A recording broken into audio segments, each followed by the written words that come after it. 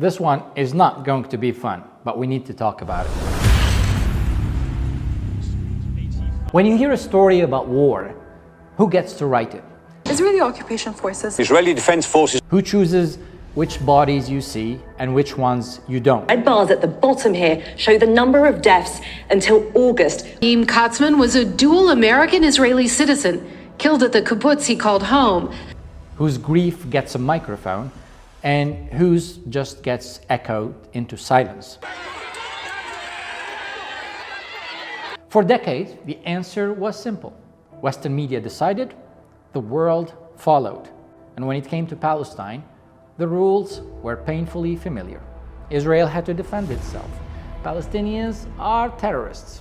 Maybe you condemn Hamas first before we decide to continue this conversation and give you a listen. Let's just verify that you're human.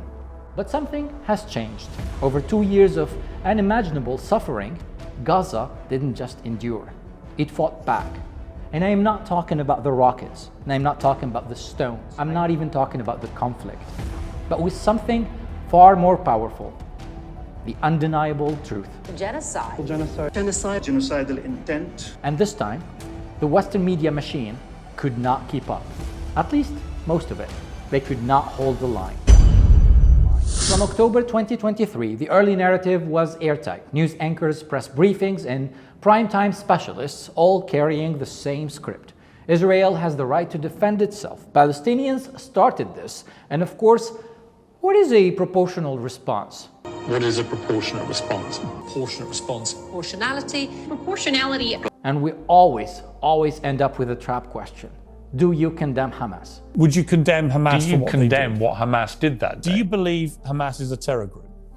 A question designed to erase the Palestinian suffering before it could even be heard. Most major outlets played along. Palestinian voices were censored or buried or shadow banned. Israeli officials given free airtimes, uninterrupted broadcast, and words were often twisted. Bombed hospitals became a tragical incident. Flattened neighborhoods were clashes, and mass graves were a complicated situation. Of course, not all Western journalists were silenced or complicit. There were a few brave voices and independent platforms, whistleblowers who pushed back. But they were all drowned out by the system, until the system cracked. The first breach wasn't opinions or punchlines or scripts or stories. It was just the scale itself.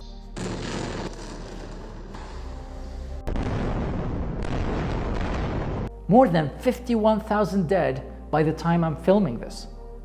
15,000 of which are children. Entire family trees were erased. There is no context needed or both sides of the story that could cover the horror of bombs dropping on refugee camps. No carefully written press release could explain why children were shot in the head while queuing for bread. And when targeting journalists became the story, the world had to listen. Over 120 Palestinian reporters were killed, many while broadcasting. No amount of spin can hide this. When the truth tellers are targeted first, it's on video. And then there was the open hunting of civilians.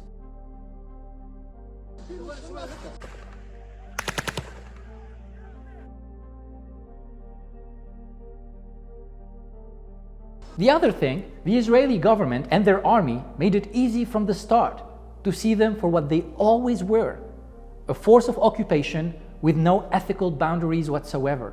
We're starving, we're under blockade, and not only like the Gaza Strip, we're talking about the central area is being blockaded. אין חשמל, אין מזון, אין מים, אין דלק.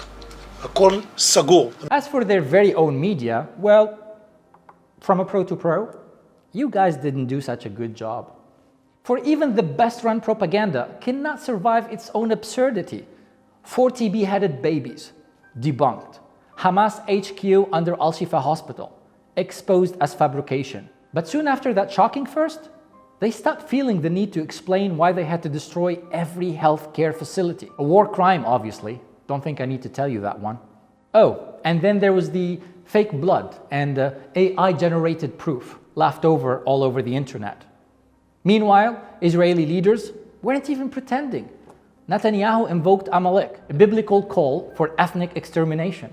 Ministers casually suggested nuking Gaza. We nuked the Japanese twice in order to get unconditional surrender. That needs to be the same here. Soldiers posted TikToks looting Palestinian homes with a lot of pride and joy, I might add. They didn't leave any ground for biased media to defend them. Eventually, the lies collapsed under their own weight. Because when you commit horror in broad daylight, you just can't expect a press release to fix it. But what I don't understand at this stage is that while many Israeli officials stopped justifying or feeling the need for it, many European leaders and media outlets kept on doing it. This is a genocide happening in front of our eyes. We have, that word, as you know, incredibly emotive. But what is it exactly you're trying to justify? They told you they are happy with the mass killing. They are delighted with moving Gazawis away from their land and building casinos. They are showing us that they are abiding by every criteria that makes this ethnic cleansing.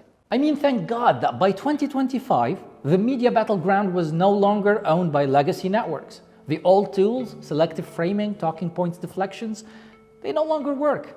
Social media bypassed traditional filters. TikTok, Instagram, even with its shadow banning, and YouTube, and all the others, brought Gaza's reality into millions of screens in real time. Students, activists, journalists, unfiltered, raw, relentless footage. Universities erupted into protest. People took to the streets in every major capital. Whistleblowers from all sides leaked internal documents and spoke up.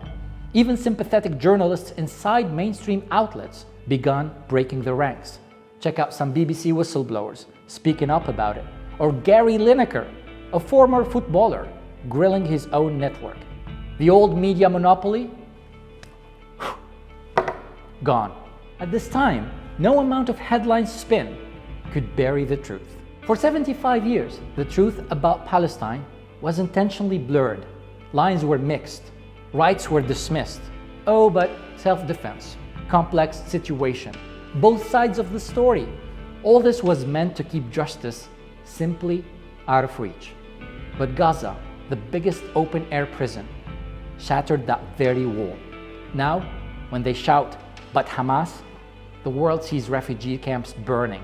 And when they cry anti-Semitism, the world checks the death count of Palestinian women and children.